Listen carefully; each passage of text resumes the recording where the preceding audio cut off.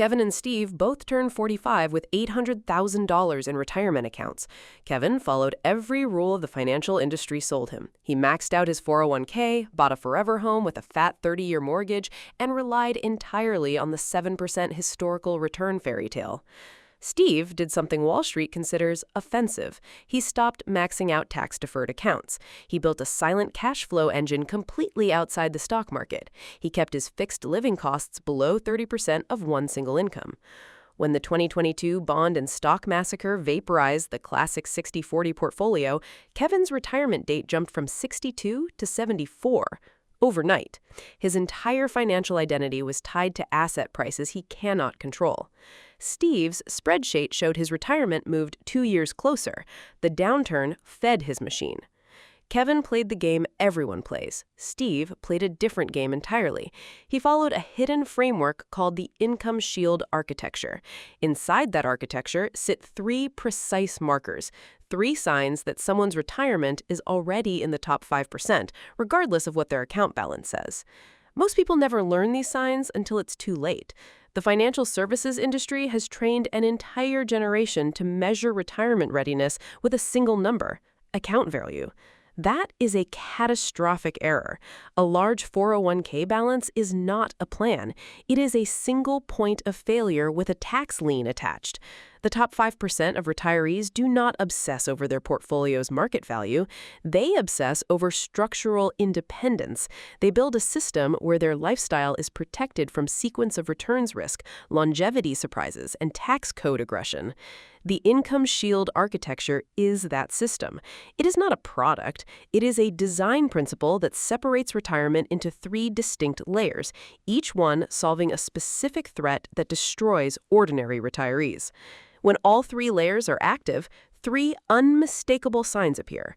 These are the signs that silently declare someone is already in the top 5%. The first sign is mathematically brutal. Baseline living expenses are covered at least 115% by non-market, non-employment income. This is not about dividends or bond yields. This is about contractual, tax-advantaged cash flow that arrives whether the S&P 500 is up 30% or down 40%. It can come from a privately structured income floor using vehicles the average financial advisor is not licensed to discuss. Things like cash value life insurance designed for acceleration, income-producing real assets owned inside a self-directed entity, or a tiered annuity ladder built purely for baseline coverage. Kevin's entire plan required selling appreciated assets to eat. That is a reverse-engineered poverty trap. When the market drops 25%, he must sell 33% more shares to buy the same groceries while those shares are on sale. Steve's baseline expenses never touched his growth portfolio. His cash flow came from a separate engine.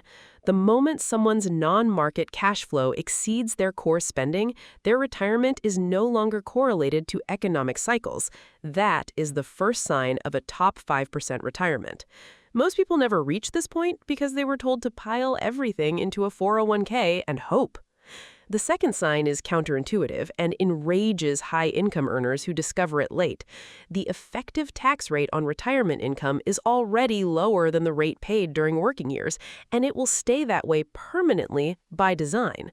The mainstream advice is to defer taxes into the future and pray tax rates are lower later. That is not a strategy. That is a gamble with the IRS holding the dice. The top 5% engineer a tax bracket reversal before they stop working. They aggressively shift assets into Roth-style vehicles, health savings accounts, and tax-exempt income streams during their peak earning years, often paying tax at known rates today to eliminate the unknown liability tomorrow. A retiree with $1.8 million in a pre-tax IRA has a tax time bomb. A retiree with $1.8 million distributed across tax-free and tax-advantaged buckets has a silent weapon.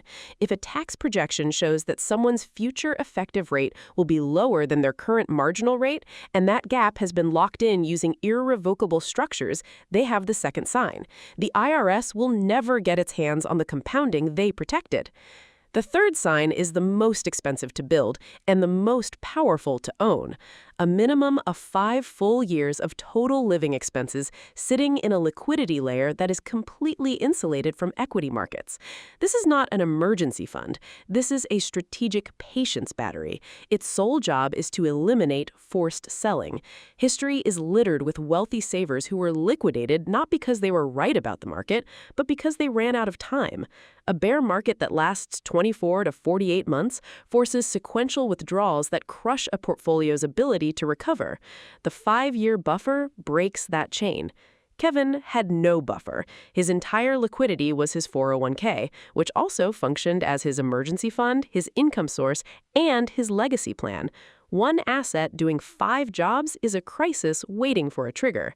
The top 5% own assets that do not correlate with equities, short-duration treasuries held to maturity, cash value accounts with guaranteed crediting, a dedicated income portfolio that never needs to be liquidated. When a bear market arrives, they do not touch growth assets. They live off the buffer, wait for the recovery, and replenish the buffer when prices recover. If an audit of a household's balance sheet reveals a clearly segregated pool covering 60 months of withdrawals with zero exposure to stock market beta, the third sign is confirmed. This is the fortress moat that makes ruin mathematically impossible. These 3 signs are not random. They are the natural output of the income shield architecture. The system stacks 3 layers in a specific order: the income floor layer, the tax-free distribution layer, and the liquidity patience layer.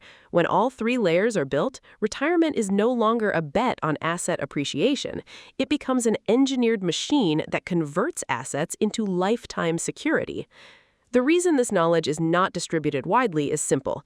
Banks make money from loans, brokerages make money from transactions, and the government benefits from taxable withdrawals. A retiree with a 5-year no-sell horizon, a tax-free income floor, and a negative correlation to market panics is a customer who generates 0 fees. The industry does not profit from this individual, so the industry does not educate them. The fastest way to test if a retirement is already in the top 5% is to run a single scenario. If the equity market dropped 40% tomorrow and stayed there for 4 years, what action is forced? If the answer involves selling depressed assets, cutting the budget, or praying for a recovery, the structure has failed. The top 5% have no forced action.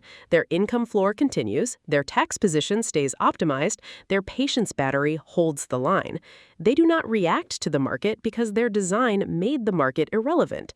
This is the dividing line between a retirement that looks rich on paper and a retirement that is structurally uncrashable. Kevin had a number. Steve had a fortress. The 3 signs are not reserved for the ultra-wealthy. They are built through deliberate architecture, not excess capital. Anyone can check their own financial structure against these signs tonight. The diagnosis will reveal exactly which percentile they occupy and exactly what must change.